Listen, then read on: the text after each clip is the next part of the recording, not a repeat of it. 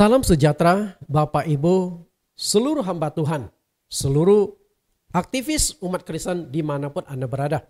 Senang sekali bisa berjumpa dengan Anda semua melalui pengajaran-pengajaran Alkitab yang kami siarkan melalui link YouTube kami, Bible Teaching Ministry. Hari ini kita akan kembali melanjutkan pelajaran kita dengan tema Allah Esa. Dan tema ini sudah kami siapkan lebih dari 20 judul untuk mengupas Allah Esa ini supaya pemahaman Bapak Ibu tentang Allah Esa itu menjadi semakin jelas, semakin kompleks. Sebelum pelajaran kita mulai, terlebih dulu kita akan mendengarkan sebuah lagu dengan judul Ada Kuasa Dalam Namamu. Karena hari ini kita akan belajar sesi yang ke-18 dengan judul Siapakah nama Allah itu sesungguhnya. Mari sebelum kita dengarkan pengacara ini, kita dengarkan pujian ini.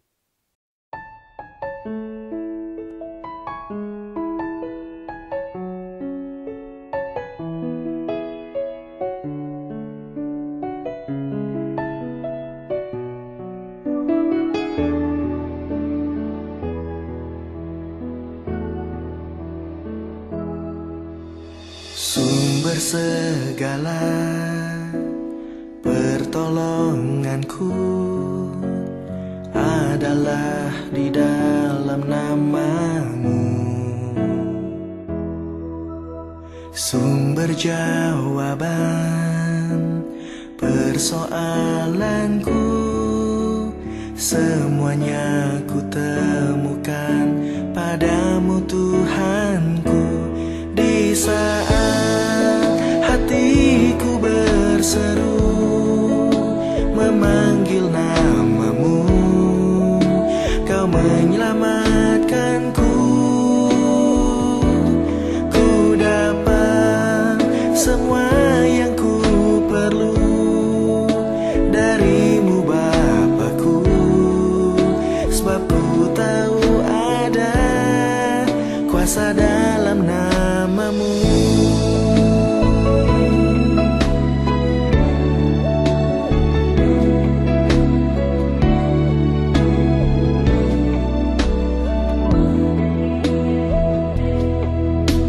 Sumber segala pertolonganku adalah di dalam namamu. Sumber jawaban persoalanku semuanya ku temukan padamu Tuhanku.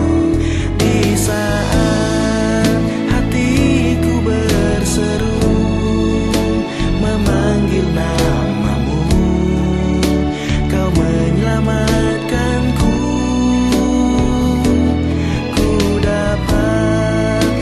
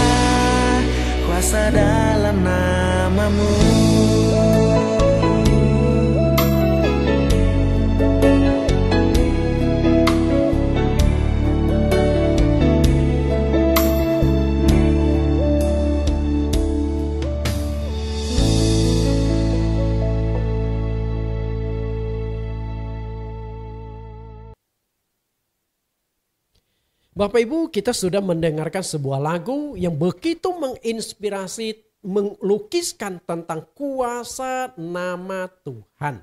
Kita akan berdoa sebelum kita memulai pelajaran kita. Kita tundukkan kepala kita. Di dalam nama Yesus Kristus kami berdoa. Tuhan, Engkau tetap menyertai kami, memimpin kami, membimbing kami, agar kami belajar dengan benar oleh kuasa dan pimpinan Roh Kudus-Mu. Hari ini kami kembali melanjutkan pelajaran tema Allah Esa dengan judul Siapakah nama Allah itu sesungguhnya? Pemahaman tentang nama Allah akan sangat menuntun kami, membimbing kami memahami Allah itu sesungguhnya. Karena jika kami mengenal Allah tanpa mengenal nama, sesungguhnya kami belum benar-benar mengenal Allah. Buka hati dan pikiran kami supaya kami dapat menyelami dengan baik. Siapakah nama Allah yang harus kami agungkan? Kami siap belajar di dalam nama Tuhan Yesus Kristus. Amin. Seperti yang saya katakan kepada Bapak Ibu bahwa mengenal pribadi Allah yang Maha Esa ini adalah sebuah grand tema. Sebuah tema besar karena memang tidak mudah untuk memahami Allah itu dengan 1-2 sesi saja. Makanya Tuhan memberikan kesempatan kepada hamba yang kecil ini untuk menyingkapkan banyak rahasia, banyak kebenaran-kebenaran melalui 20 judul lebih. Kita perhatikan inilah judul-judul yang sudah saya kupas. Bagi Bapak Ibu yang belum sempat mengikuti judul 1 sampai judul 10 bisa melihat kembali di link YouTube kami Bible Teaching Ministry. Nah setelah itu tinggal lanjutkan di judul yang ke-11, 12 sampai 20. Yang akan kita kupas hari ini adalah sesi yang ke-18 dengan judul Siapakah nama Allah Bapa yang sesungguhnya. Nah setelah judul 20 selesai, masih ada judul lain yang menanti. Yesus adalah Allah yang benar yang layak sembah. Menyembah dalam roh dan kebenaran, aktif di luar kebenaran adalah kesia-siaan. Ada kemungkinan akan berlanjut 25 sampai 30, saya tidak tahu. Sepanjang Tuhan membukakan pikiran, membukakan inspirasi, maka kita akan tetap belajar dan belajar. Dan hari ini kita akan masuk ke pelajaran sesi yang ke-18 dari tema Allah Esa, yaitu siapakah nama Allah Bapa yang sesungguhnya. Saya akan mengulang sedikit sesi yang ke-17. Karena sesi yang ke-18 itu sebenarnya adalah kelanjutan dari sesi yang ke-17. Di sesi yang ke-17 kita sudah belajar tentang YHWH. Sebagai orang Kristen, saya yakin Anda pasti pernah mendengar kata YHWH atau sebutan Yahweh atau Yehova. Nah yang menjadi permasalahan sekarang itu adalah apakah YHWH itu nama Allah Bapa? Apakah seperti itu? YHWH. Pertanyaan penting adalah apakah kata YHWH yang akhirnya oleh kelompok orang Kristen tertentu dimasukkan susunan, dimasukkan, disisipkan huruf hidup atau vokal menjadi Yahweh atau Yehova itu adalah nama Allah Bapa di sorga? Ini sangat penting. Karena ketika kita menyisipkan ayat, kata, kalimat, huruf-huruf tertentu bisa saja mengalami pergeseran makna. Apalagi di dalam Alkitab sebenarnya tidak ada nama atau sebutan Yahweh. Tidak ada. Di Alkitab tidak ada kata Yahweh. Ada kata pun itu tambahan belakangan dari pengembangan kata dari YHWH itu. Kata Yahweh itu dicetuskan oleh seorang teolog liberal Jerman bernama Johann Ludwig Edward. Pada tanggal 16 September 1747. Berarti awal tulisan itu nggak ada kata Yahweh. Karena perlu Anda ketahui kitab suci bahasa Ibrani tidak ada huruf hidupnya. Semuanya ada konsonan. Karena itu kata Yahweh itu sendiri ada huruf A dan huruf E di tengah-tengahnya itu huruf hidup atau vokal, itu tambahan belakangan untuk menjelaskan tentang kata YHWH yang diterjemahkan menjadi Tuhan. Pada zaman modern ini, nama Yahweh telah diekspos oleh Secret Name Movement di Amerika Serikat. Lalu kelompok ini termasuk jaringan antikris ini, Kabbalah, yang adalah sihir Yahudi, ilmu hitam, dan menjadi bagian dari gerakan Zionisme. Jadi ini bukan sebuah kelompok yang kecil dan juga mungkin patut ditanda-tanyai tentang munculnya kata YHWH oleh kelompok ini.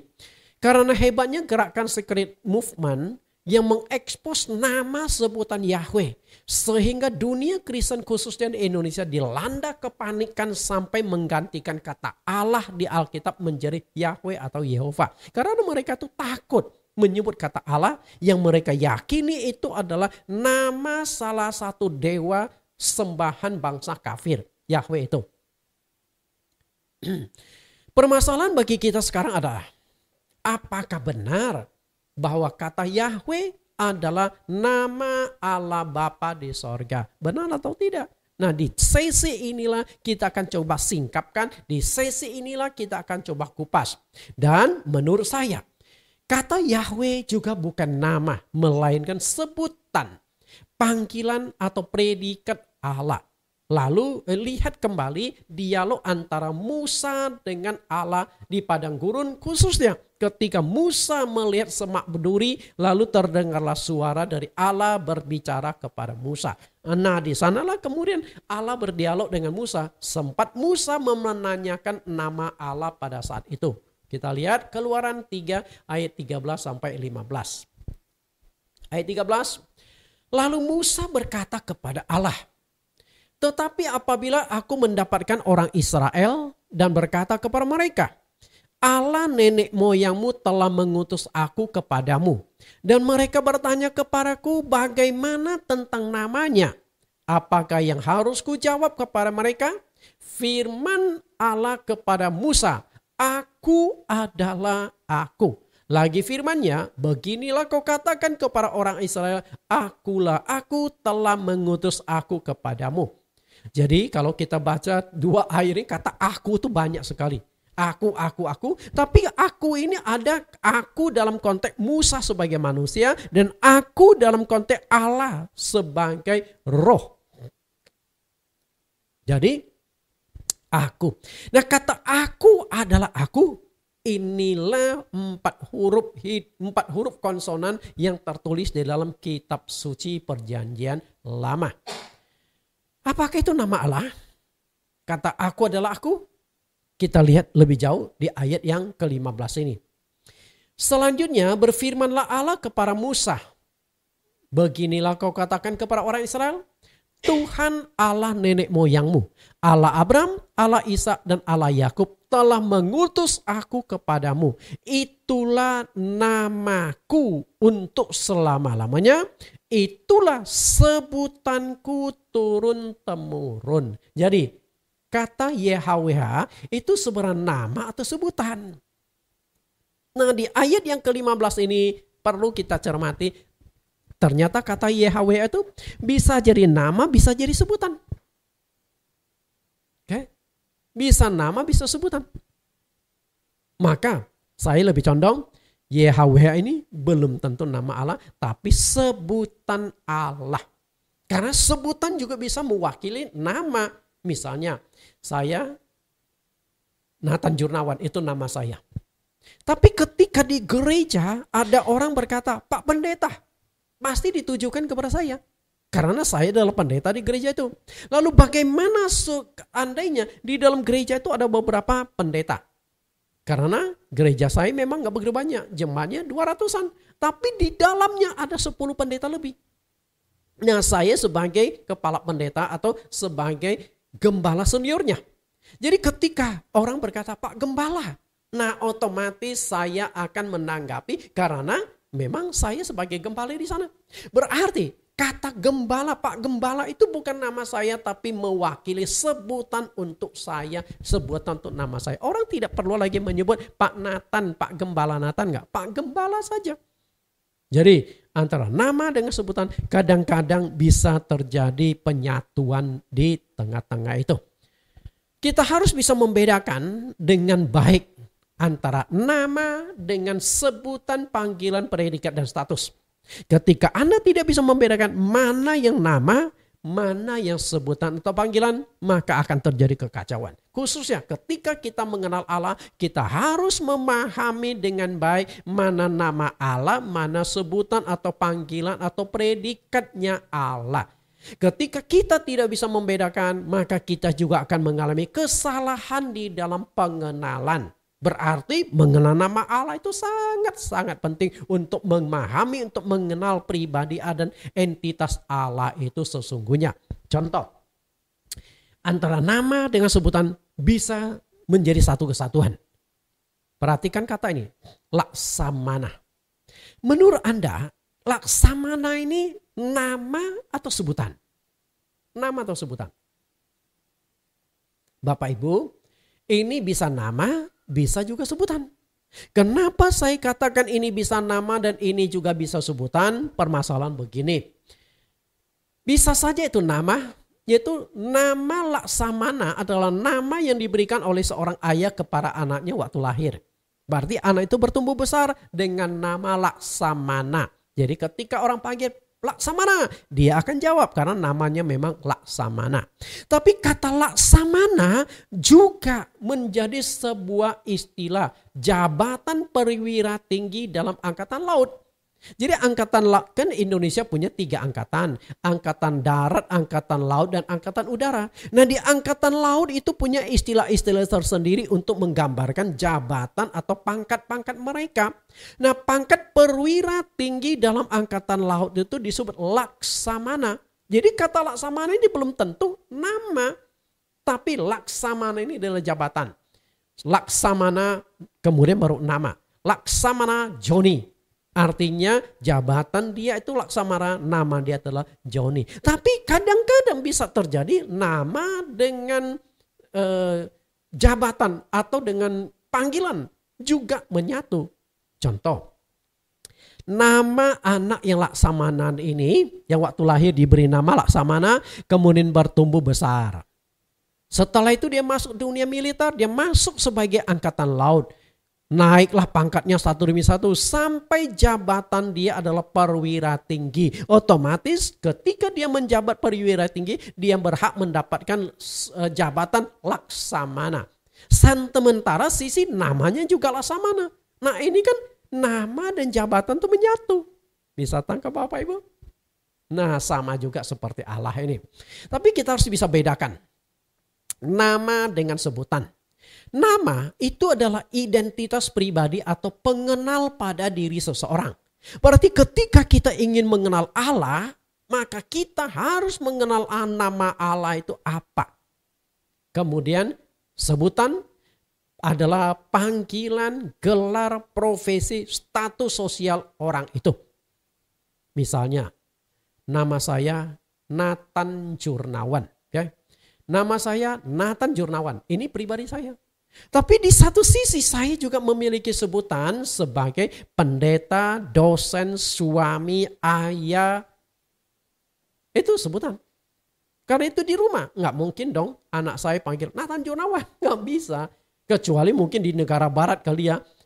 Anak panggil nama bapaknya langsung. Nggak pakai papa. Ada memang seperti itu. Tapi kan kita di dunia timur. Nah anak saya nggak sebut nama saya.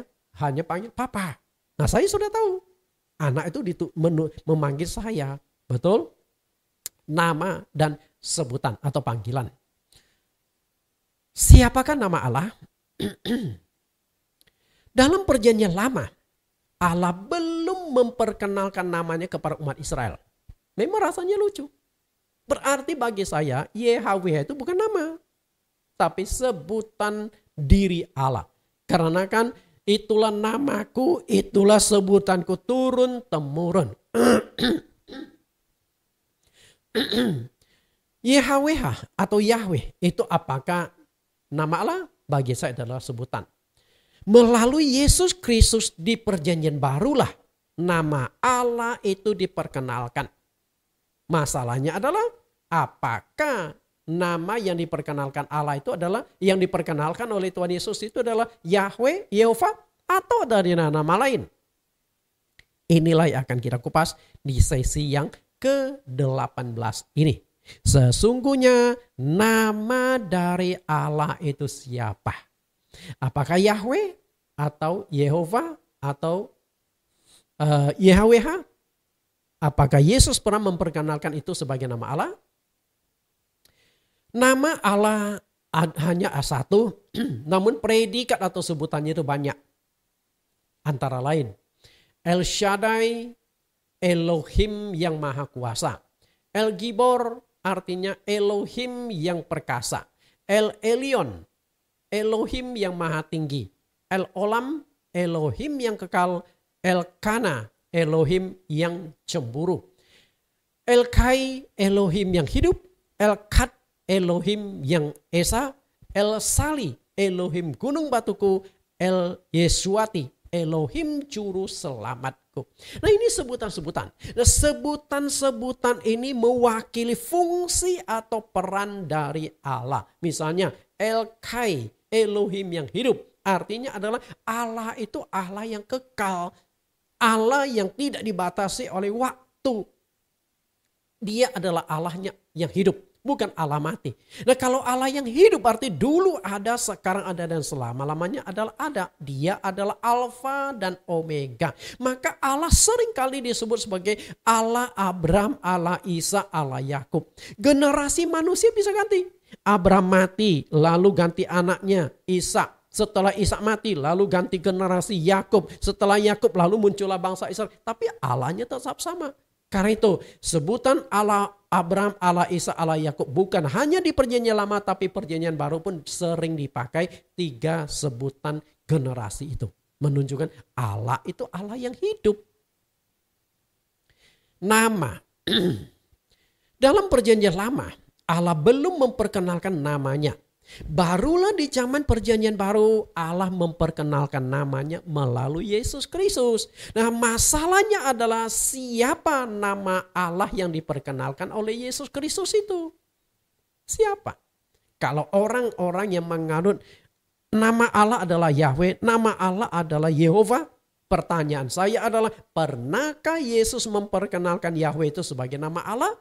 Nah, kalau tidak pernah berarti YHWH itu bukan nama Allah. Kita lihat dulu dasar ayatnya tentang nama Allah yang belum pernah dinyatakan di perjanjian lama.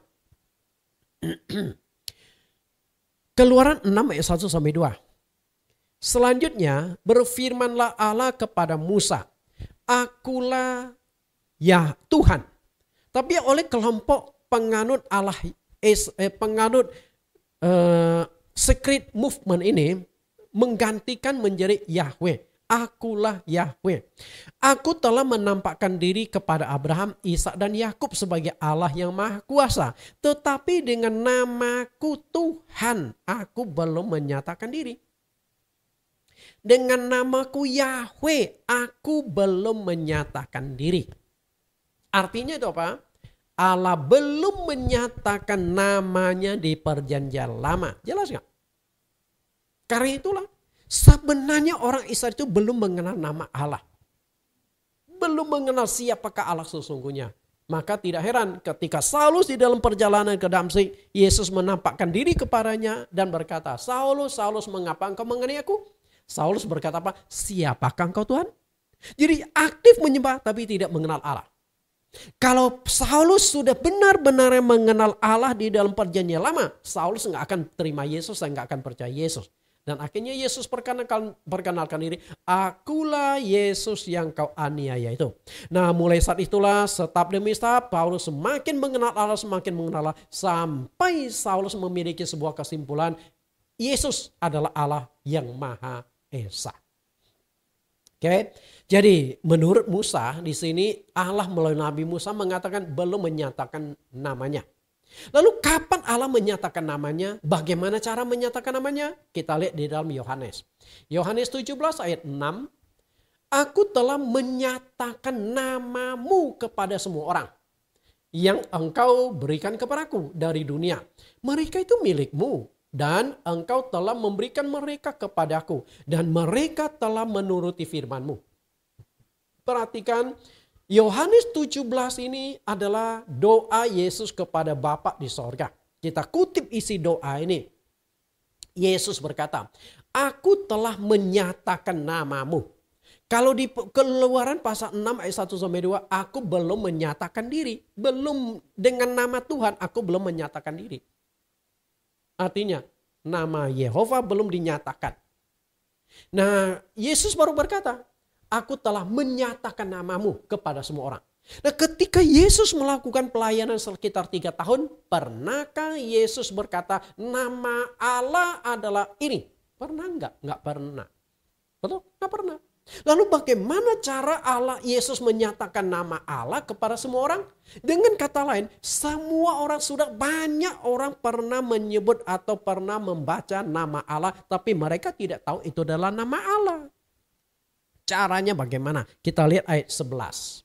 Pasal 17 ayat 6, kita lihat lebih jauh, aku telah menyatakan namamu. Dari kalimat di atas sangat jelas. Tuhan Yesus mengatakan bahwa dia telah menyatakan atau memperkenalkan nama Allah. Masalahnya adalah siapa dan bagaimana cara Yesus memperkenalkan nama Allah Bapa. Kan itu masalahnya. Apakah yang diperkenalkan Yesus itu Yahweh?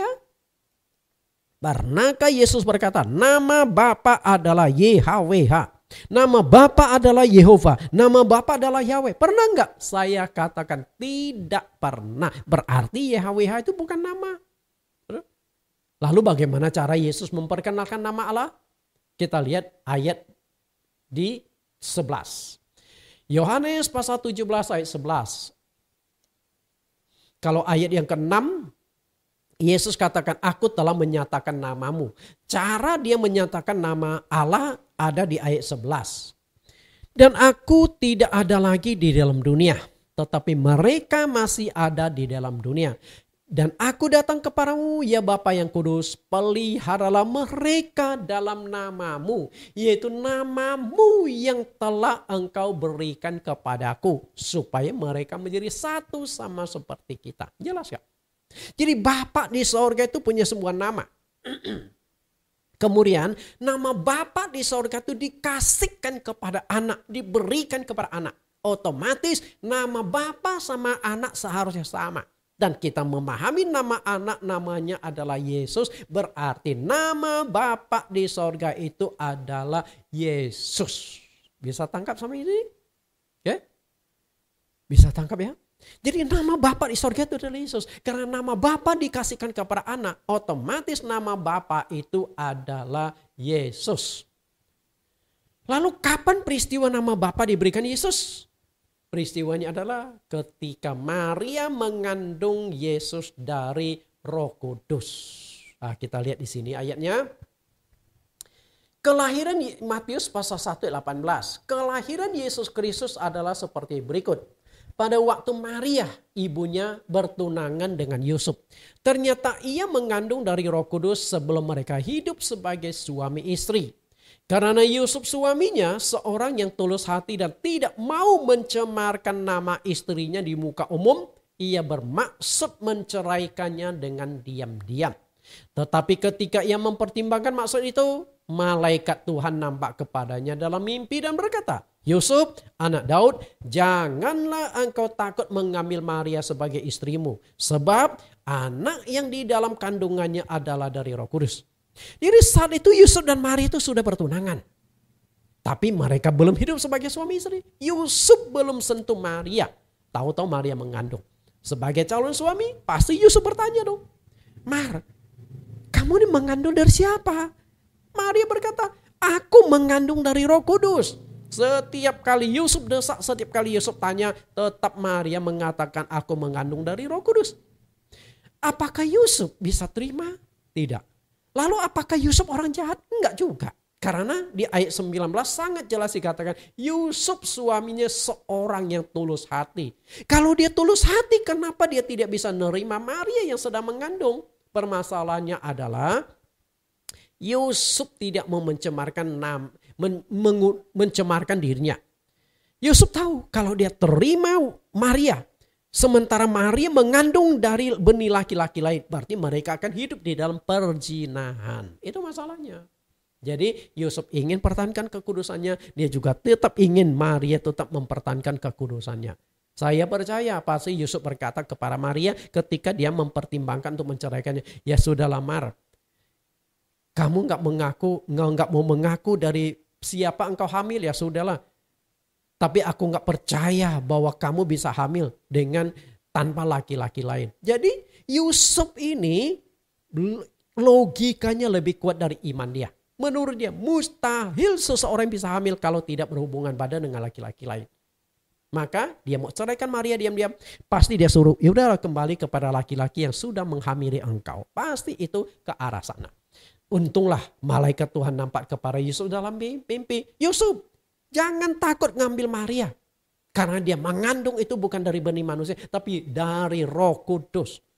Kemudian ayat yang ke-21, ia akan melahirkan anak laki-laki dan engkau akan menamakan dia Yesus. Karena dialah yang akan menyelamatkan umatnya dari dosa mereka. Jadi doa Yesus di Yohanes pasal 17 peristiwanya itu di sini.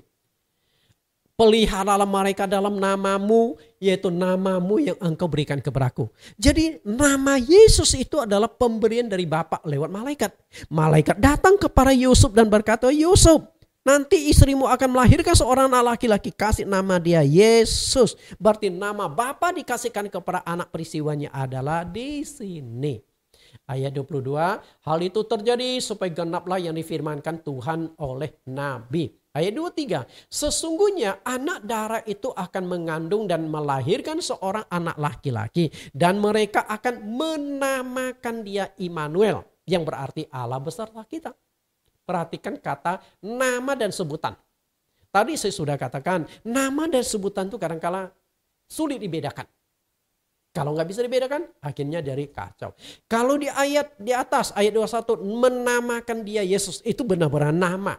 Sedangkan kata yang kedua menamakan dia Immanuel. Immanuel itu bukan nama. Immanuel itu sebuah istilah. Artinya itu adalah Allah beserta kita. Berarti Immanuel itu hanya sebutan. Sedangkan arti sebutan itu adalah Allah beserta kita. Jadi Yesus itu adalah Allah yang hidup di tengah-tengah manusia. Allah beserta dengan kita, hidup bersama dengan kita di tengah-tengah masyarakat. Berarti Yesus adalah nama Allah. Seharusnya di sana kita sudah tangkap. Yohanes pasal 1 ayat 1. Pada mulanya adalah firman.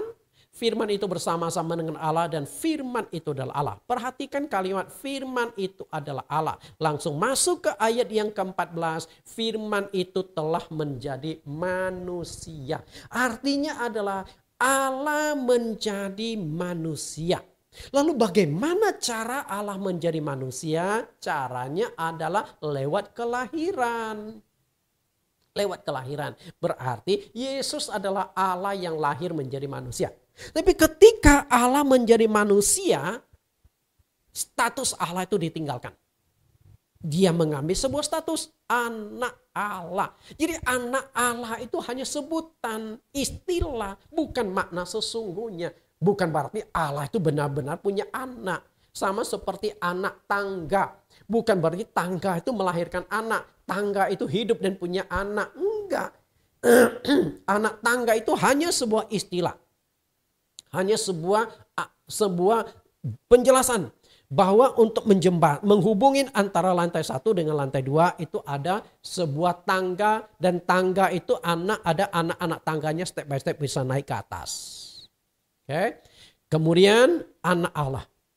Tapi walaupun dia sebagai anak Allah, ada satu kata yang sama dengan Immanuel. Diam di antara kita.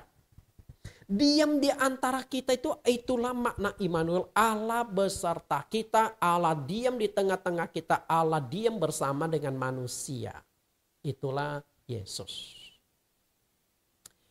Aku telah menyatakan namamu. Cara Yesus memperkenalkan nama Allah Bapa. Kalau kita jeli mempelajari Alkitab, sebenarnya sudah berulang kali Yesus memperkenalkan nama Allah Bapa kepada kita. Nah, di bawah ini akan dijelaskan 2 cara Yesus memperkenalkan nama Allah Bapa. Kita lihat 2 cara. Cara yang pertama adalah melalui doa. Dalam Yesus menjelaskan tentang doa, akan terkonek dengan nama Bapa di sorga. Lalu yang kedua adalah melalui baptisan air. Nah, kita akan gali lebih jauh kedua cara Yesus memperkenalkan nama Allah. Yang pertama, nama Allah Bapa diperkenalkan melalui nama yang dipakai dalam doa. Ketika kita berdoa, bukan hanya kita, semua manusia ketika berdoa pasti ditujukan doanya itu kepada Allah. Nah, di dalam ajaran Kristen bersama ketika kita berdoa kita tujukan kepada Allah. Namun ketika kita berdoa harus menyebut nama Allah di sorga. Coba kita lihat doa Bapa kami yang diajarkan oleh Tuhan Yesus. Matius 6 ayat 9. Karena itu berdoalah demikian. Bapa kami yang ada di sorga. Kan ditujukan kepada Bapa di sorga. Dikuduskanlah namamu.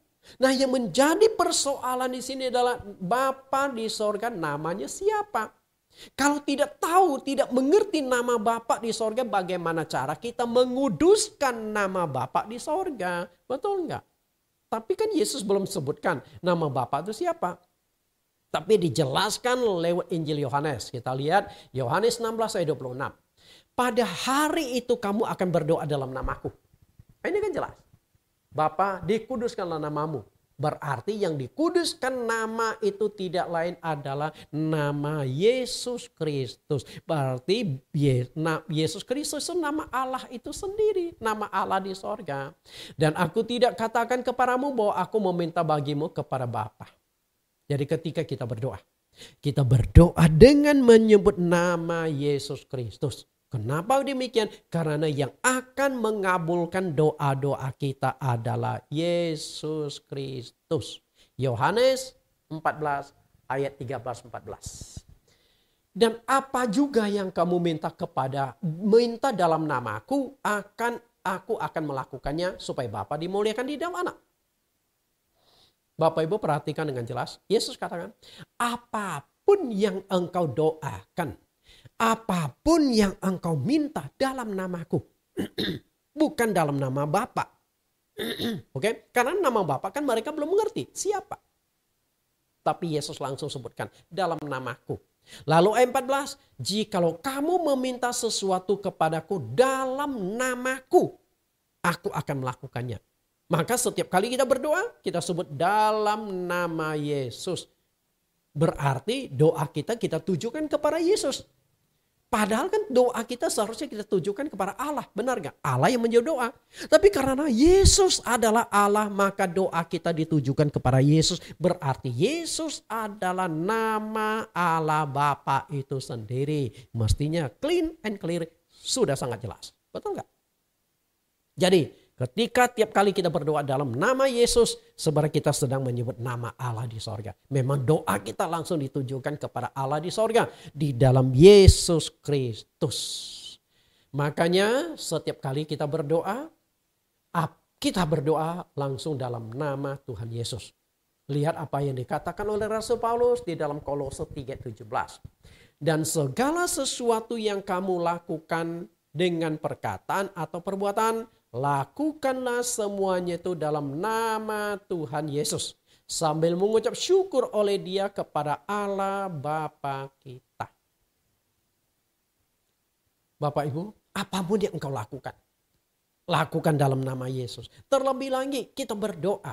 Yang namanya kita berdoa, kita kontak dengan Allah, berhubungan dengan Allah, meminta sesuatu dengan Allah, membesarkan nama Allah. Nah, kita lakukan dalam nama Yesus Kristus. Jadi Yesus memperkenalkan nama Allah secara tidak langsung lewat doa. Berdoalah dalam namaku. Maksud Yesus adalah berdoalah kepada Allah.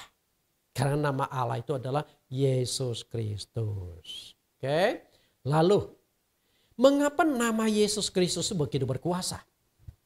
Karena Yesus Kristus itu adalah nama Bapa di sorga. Nama di atas segala nama. Hanya nama Allah yang penuh dengan kuasa.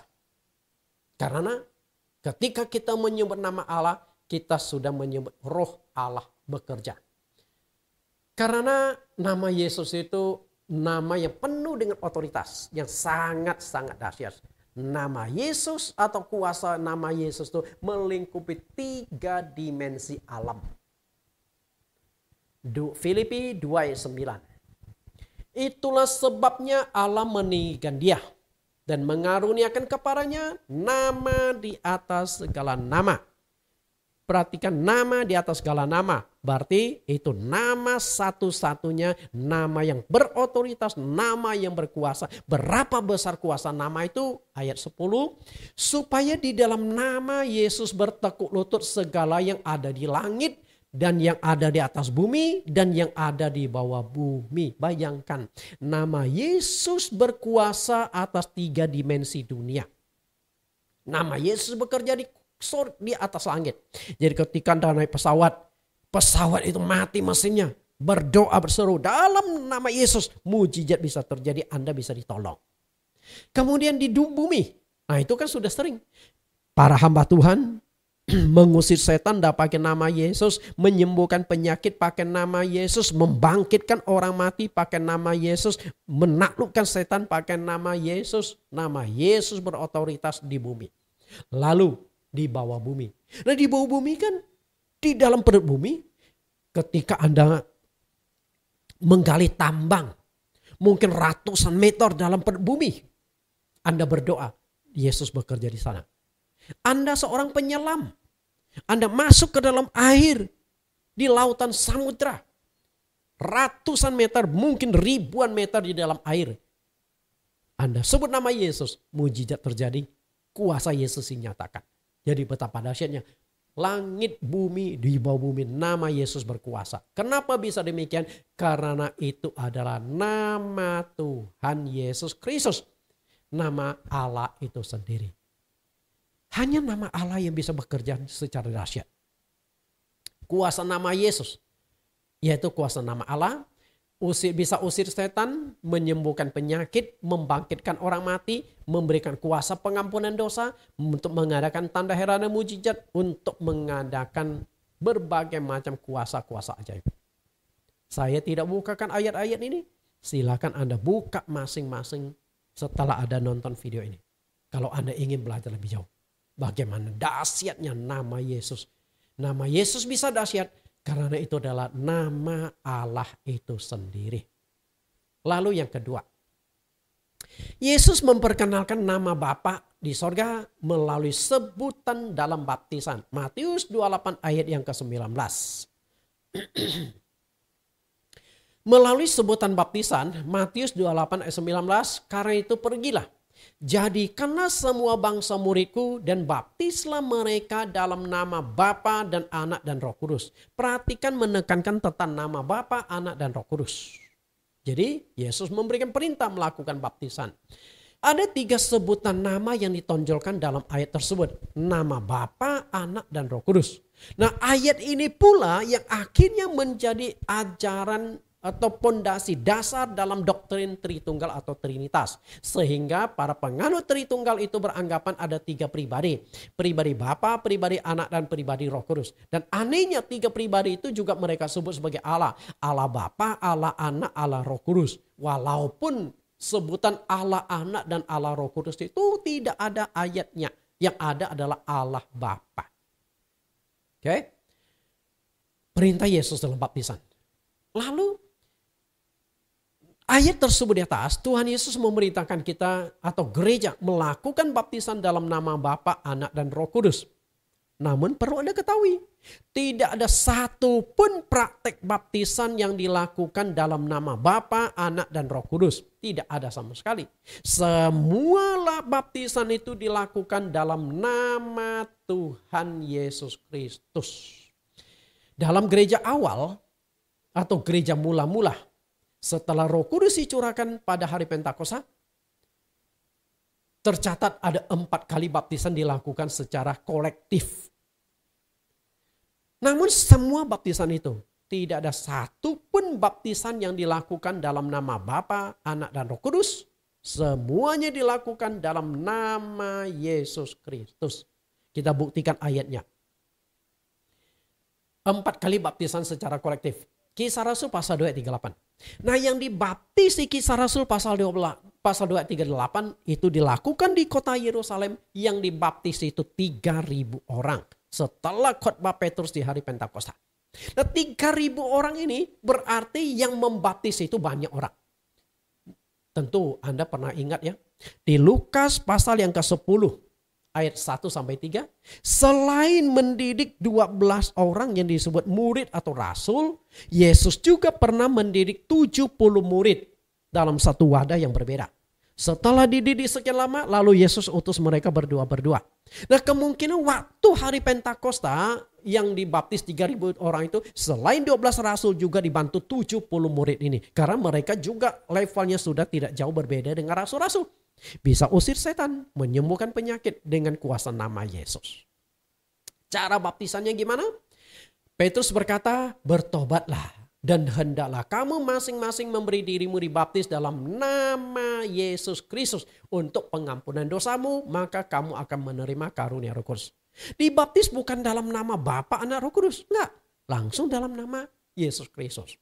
Lalu Kisah Rasul 8 ayat 16. Nah, yang melakukan baptisan itu malahan bukan rasul, tapi diaken. Di Yerusalem pernah diangkat 7 orang diaken. Salah satu diaken itu bernama Filipus. Dia pergi ke kota Samaria memberitakan Injil di sana. Dan orang-orang Samaria banyak yang terima Yesus bertobat. Lalu mereka ramai-ramai dibaptis. Cara baptisannya dalam nama Tuhan Yesus, bukan dalam nama Bapa dan Roh Kudus. Lalu Kisah Rasul 10:48. Baptisan itu dilangsungkan di kota Kaisarea. Nah, yang unik adalah yang dibaptis itu bukan umat Israel.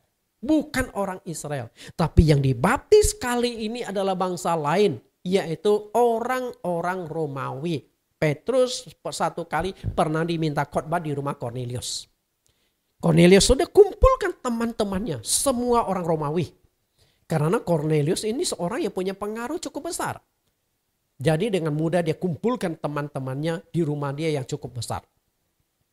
Ketika Petrus sedang berkhotbah, tiba-tiba Roh Kudus turun ke atas semua orang yang mendengarkan khotbah Petrus. Artinya Tuhan memilih orang-orang Romawi. Nah, setelah dipilih, mereka kan belum dibaptis. Lalu Petrus berkata, lalu ia menyuruh mereka dibaptis dalam nama Yesus Kristus. Kemudian mereka meminta Petrus supaya tinggal beberapa hari lagi bersama-sama dengan mereka. Orang Romawi dibaptisnya bukan dalam nama Bapa dan Roh Kudus, tapi dalam nama Yesus Kristus. Lalu Kisah Rasul 19 ayat 5. Nah, ini kasus unik, dibaptis ulang.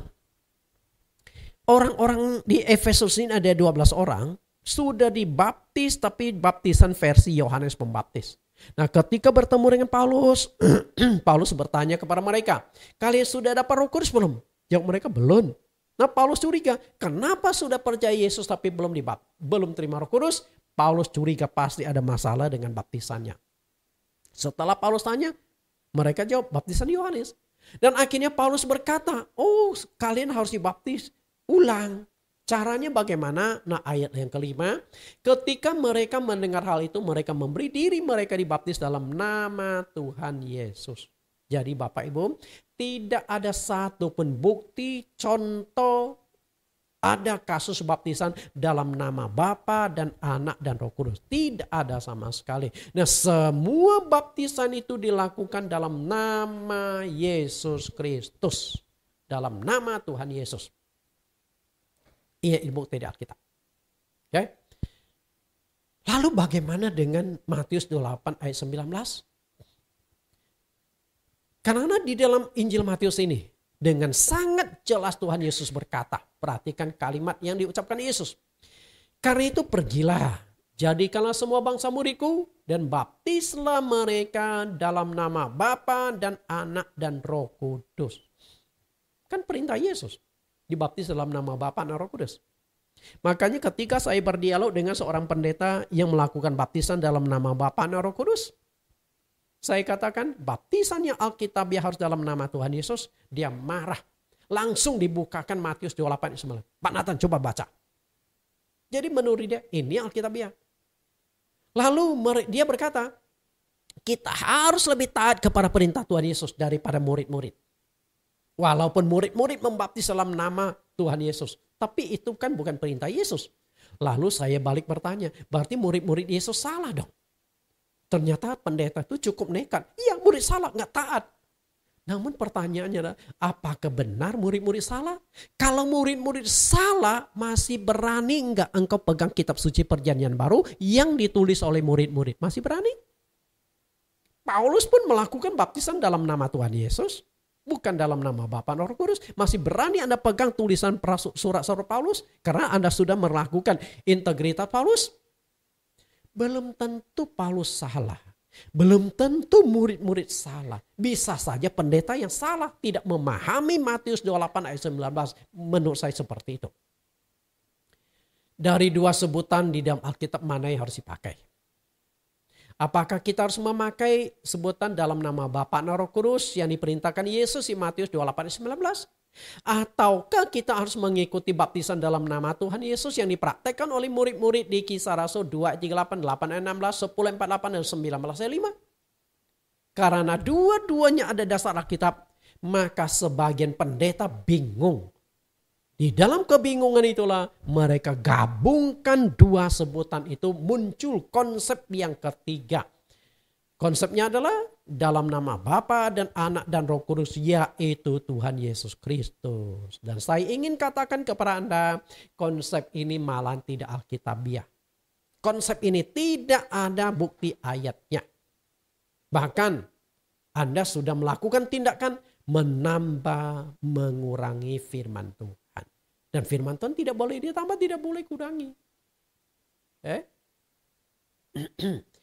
Perhatikan lebih jauh makna yang terkandung dalam Matius 28 ayat 19. Menurut saya, banyak hamba-hamba Tuhan, termasuk pendeta-pendeta yang punya jemaat ratusan ribu jiwa, ketika membaca ayat ini, mereka tidak nangkap ayat ini. Artinya apa? Kadang-kadang kita baca Alkitab ratusan ribuan kali, belum tentu kita disingkapkan untuk mengerti apa yang kita baca. Dan menurut saya di sini ada sesuatu yang harus disingkapkan. Masalahnya di mana? Coba pelan-pelan kita lihat.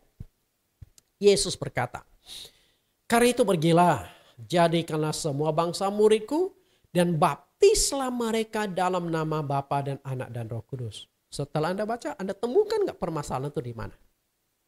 Coba pelan-pelan. Pendeta-pendeta besar punya jemaat ratusan ribu tetap tidak menangkap makna di balik ayat ini. Maknanya di mana tahu? Permasalahannya itu ada pada nama. Jadi permasalahan itu adalah Yesus katakan, baptislah mereka dalam nama. Nama siapa? Nama Bapa, nama Anak, dan nama Roh Kudus. Penekanan Tuhan Yesus dalam ayat tersebut adalah membaptis seseorang itu harus dalam nama. Yaitu dalam nama Bapa, nama Anak, dan nama Roh Kudus. Berarti kita ingin menemukan nama Bapa adalah lewat perkataan ini. Nama Bapa itu siapa? Kita analisa lebih jauh. Renungkan, apakah kata Bapa, Anak, Roh Kudus itu nama? Bapa, Anak, Roh Kudus nama atau bukan? Jawabannya adalah bukan. Nah, kata Bapa, Anak, Roh Kudus bukan nama, melainkan panggilan atau sebutan. Berarti ketika kita melakukan baptisan, terlebih dulu kita harus mencari, menemukan nama dari ketiga panggilan atau sebutan itu. Saya analisa, saya jelaskan. Saya tetap akan mengacu di Matius 28 ayat 19 untuk menguraikan makna yang terkandung di dalamnya. Matius 28 ayat 19. Di sini ada sebutan atau panggilan. menurut pemahaman saya, dan saya yakin itu benar. Kata Bapa, Anak, Roh Kudus bukan nama, melainkan panggilan atau sebutan. Berarti kita waktu baptisan harus mencari nama dari ketiga sebutan itu. Siapakah nama Bapa, siapa nama Anak, siapa nama Roh Kudus. Dan ketika kita ingin cari jawaban harus didukung oleh dasar Alkitab. Artinya nggak bisa hanya ngomong dong tanpa membuktikan ayat.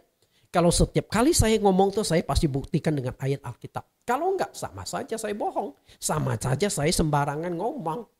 Kalau ada bukti Alkitab maka kita bisa jadikan pegangan. Sekarang kita analisa nama Bapa.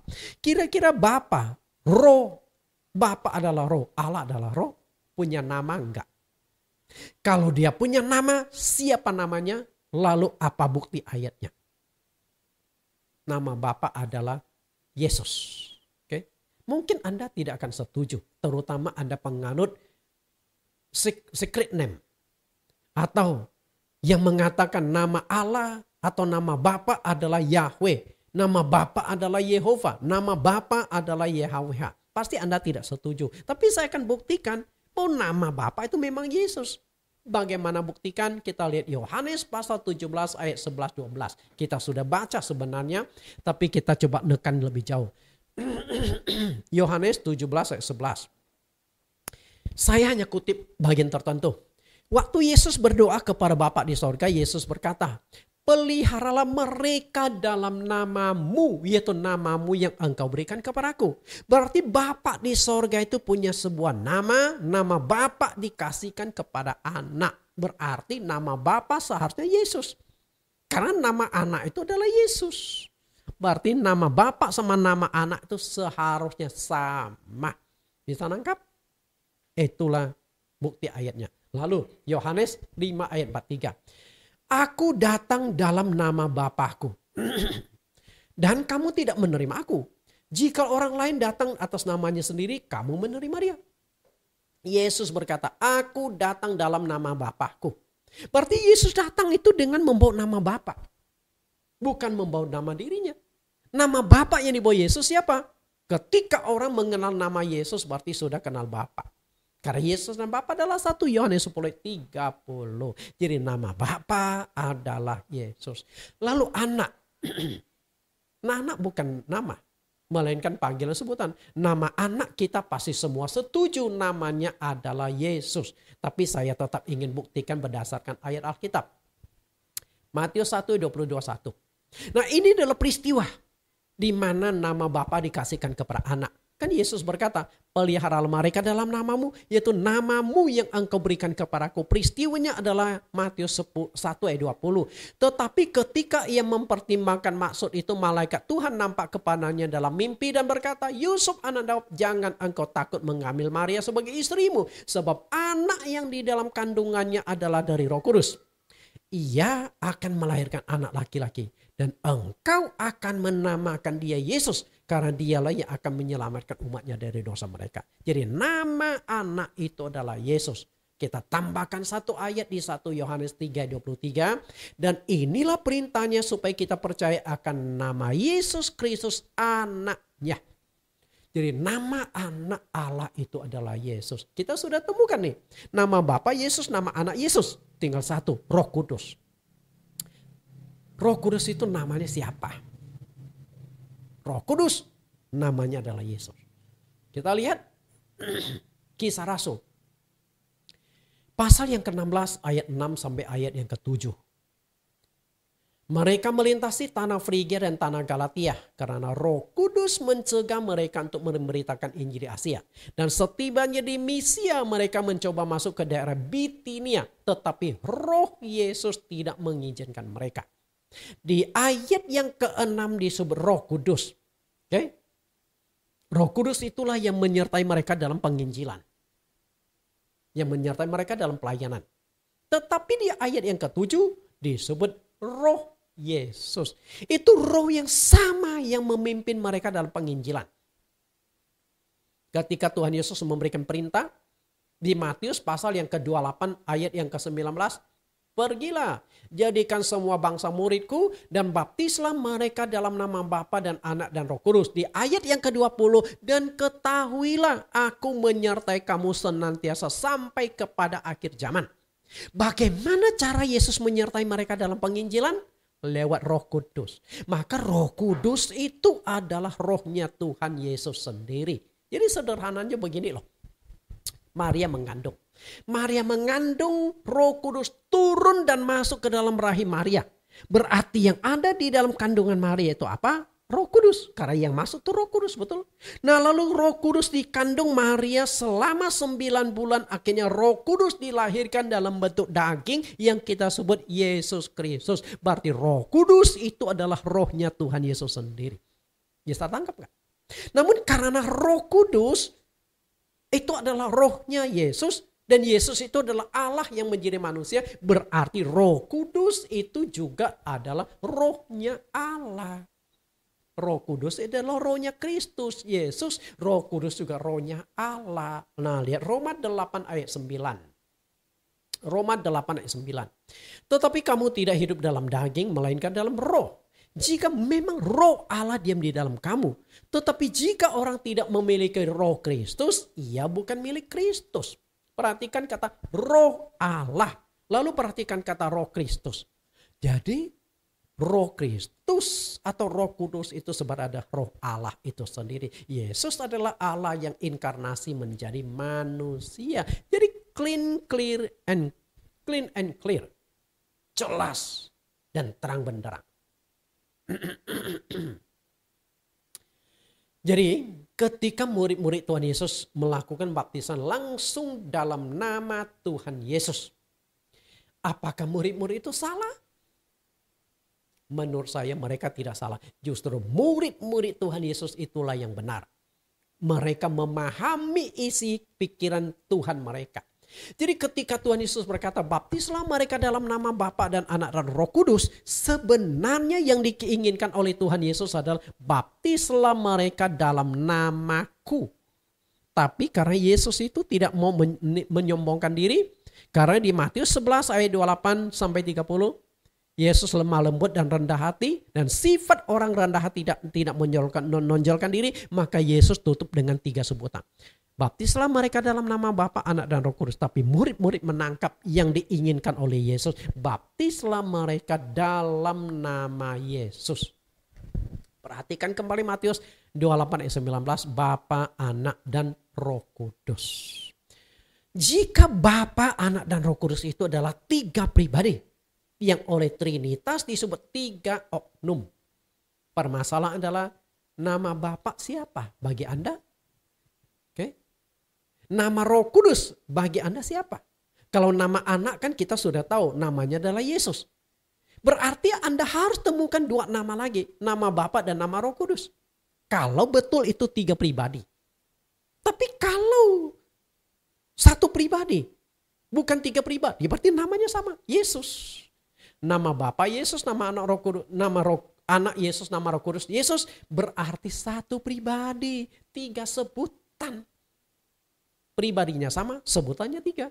Sama seperti saya, pribadinya 1, namanya Tantan Jurnawan, sebutan saya bisa Bapak karena anak-anak panggil saya Bapak. Saya juga bisa berperan sebagai anak karena saya punya Bapak. Jadi Bapak saya panggil saya sebagai anak. Dan saya sebagai suami. Saya bisa jadi dosen, bisa jadi pendeta. Sebutannya itu berbeda-beda sesuai dengan fungsi-fungsinya. Bapak Ibu yang saya kasih, faktanya semua baptisan dilakukan dalam 1 nama, yaitu nama Yesus Kristus. Kenapa demikian? Karena Yesus adalah nama Allah. Jadi kata Bapa, Anak, Roh Kudus bukan nama melainkan panggilan atau sebutan. Nama dari Bapa, Anak, dan Roh Kudus adalah Yesus Kristus. Maka perintah baptisan yang dicatatkan di Matius 28 ayat 19. Pergilah jadikan semua bangsa muridku dan baptislah mereka dalam nama Bapa, Anak, dan Roh Kudus. Namun tidak ada satu pun baptisan dalam nama Bapa, Anak, Roh Kudus. Setelah murid-murid memahami perintah Yesus, lalu mereka analisa dan mereka temukan baptisan di dalam nama Tuhan Yesus. Kisah Rasul 2:38, baptisan dalam nama Yesus, Kisah Rasul 8:15, baptisan dalam nama Yesus, Kisah Rasul 10:48, dan baptisan dalam nama Yesus, Kisah Rasul 19 ayat yang kelima. Jadi jelas ya. Lalu bagaimana dengan upaya sekelompok orang yang berusaha menggantikan nama Yesus ke dalam bahasa Ibrani menjadi Yehoshua atau Yesua atau Yahshua? Bapak Ibu, perlu kita ketahui, Yesus bukan hidup di zaman perjanjian lama. Saat itu bahasa dunia yang dominan itu adalah bahasa Yunani.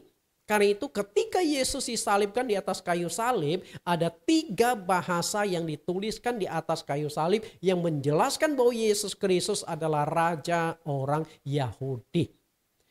Kalimat pertama ditulis pakai bahasa Ibrani. Kalimat kedua ditulis pakai bahasa Latin.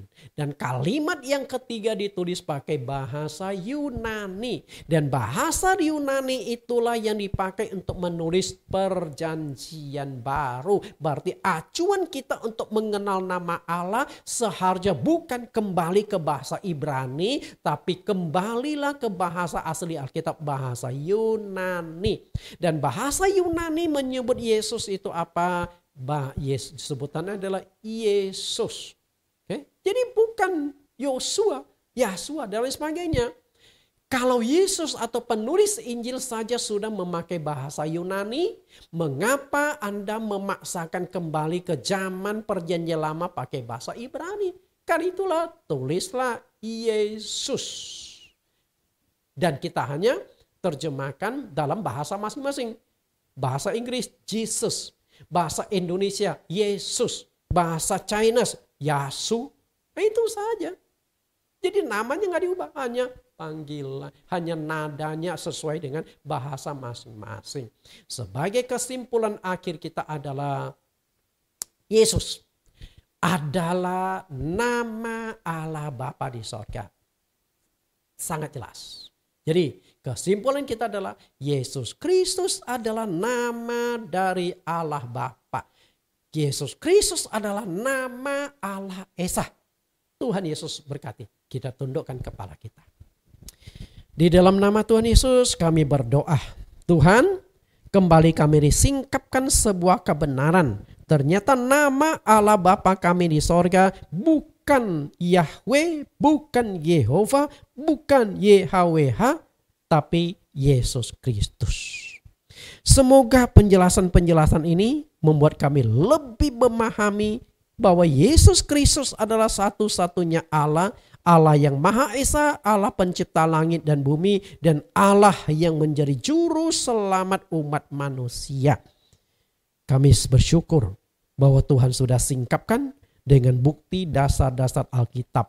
Semoga mereka yang belum memahami ini bisa menjadi pegangan untuk lebih memahami Allah yang sesungguhnya. Karena sebelum kami mengenal nama Allah, kami belum mengenal Allah itu dengan baik. Kami bersyukur hari ini kami disingkapkan nama Allah adalah Yesus Kristus yang layak dipuji, layak diagungkan. Dan tempat kami berdoa dengan menyebut nama Yesus Kristus.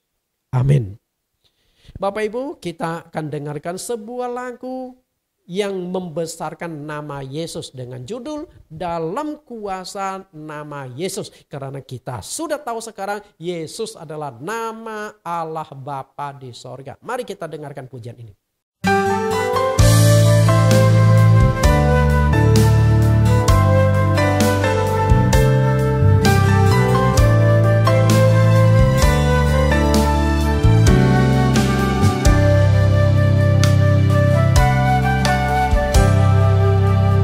Segala sesuatu yang kulakukan hanya dalam nama-Mu. Sebab tiada nama di bumi di surga yang berkuasa menyelamatkan selain nama-Mu. Di dalam kuasa nama Yesus,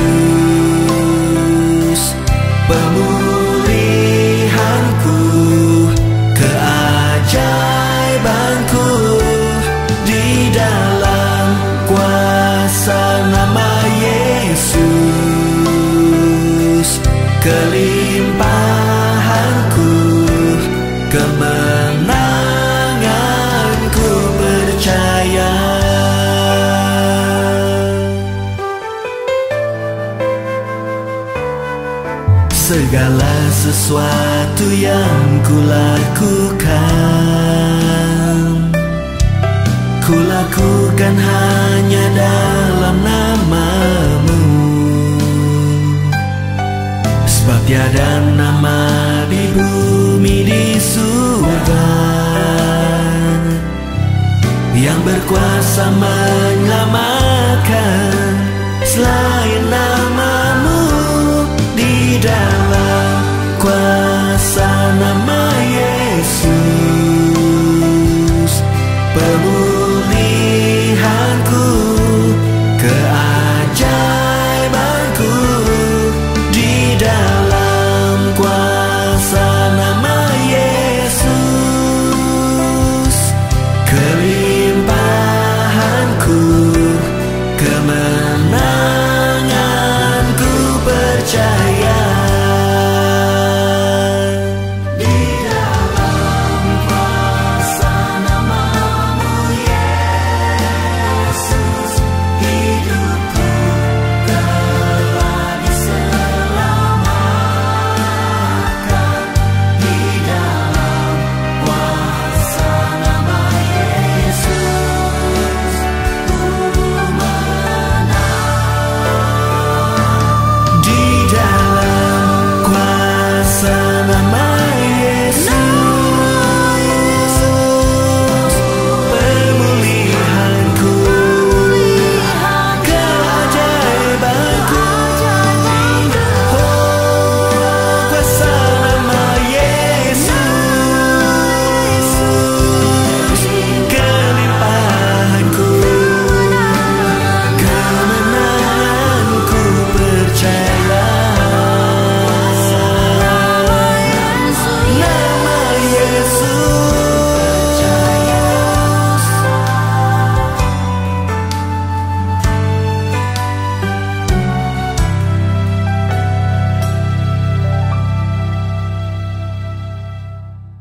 Bagi Bapak Ibu yang mengikuti sekolah STT ITAI, sekolah online, setiap sesi pelajaran ada 10 pertanyaan yang wajib Anda isi, Anda ketik rapi dan kembalikan kepada pengelola STT ITAI, Institut Teologi Ala Esa. Pertanyaan topik ke-18, siapakah nama Allah Bapa yang sesungguhnya? Pertanyaan pertama, siapakah kelompok Secret Name Movement yang menurut pengetahuan saudara? Yang kedua, tuliskan teks lengkap Keluaran pasal 3 ayat 13-15. Bagaimana cara melafalkan 4 konsonan atau tetragrammaton itu? Yang ketiga, apakah perbedaan antara nama dengan sebutan? Berikan contoh perbedaan kedua kata itu. 4, tuliskan 9 sebutan atau predikat Allah dan artinya. 5. Apakah dalam perjanjian lama Allah sudah menyatakan atau memperkenalkan nama pribadinya? Jelaskan menurut pengertian saudara dengan dukungan ayat Alkitab. Pertanyaan ke-6. Ayat manakah yang menjelaskan bahwa Yesus adalah Allah yang menjadi manusia? Tuliskan teks ayatnya lengkap. 7. Ada 2 cara Yesus memperkenalkan nama Allah Bapa. Tuliskan kedua cara tersebut. Ke-8, siapakah nama dari Bapa? Jelaskan menurut pengertian saudara dengan dukungan ayat Alkitab. Ke-9, siapakah nama anak Allah? Jelaskan pengertian saudara dengan dukungan ayat. Dan pertanyaan yang terakhir, siapakah nama dari Roh Kudus? Jelaskan menurut pengertian saudara dengan dukungan ayat-ayat Alkitab. Kalau Anda mengikuti video itu tidak skip-skip, Anda pasti bisa menjawab pertanyaan dengan baik. Selamat menjawab, Tuhan Yesus berkati.